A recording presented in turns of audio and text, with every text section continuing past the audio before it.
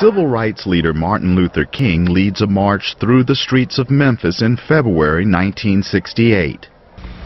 1,300 sanitation workers are on strike, and Memphis is not being fair to them. The workers were angry about their meager salaries. They had no health insurance and were barred from being recognized as union workers. The strike divided the city along racial lines and came to symbolize the demands of African Americans for equality.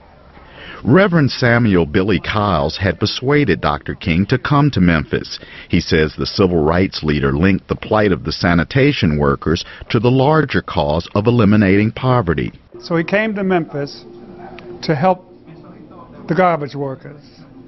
And that is something that we will always remember, because he had such a compassion for the poor.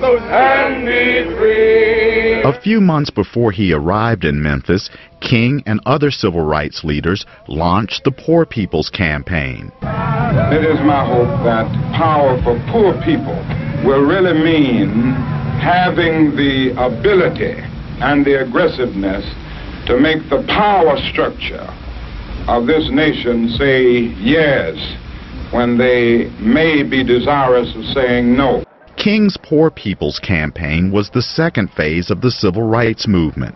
The goal was to build a nationwide coalition of poor people of all races and ethnic backgrounds and to push for jobs, equal wages, and decent housing. We're tired of working full-time jobs for part-time income. All right. We are tired of living in run-down, dilapidated, rat-infested shacks and slums. Kyles says King was planning another march on Washington to get the government to spend billions of dollars on poor people. I saw him stand on the front porch of a home in Quitman County, Mississippi.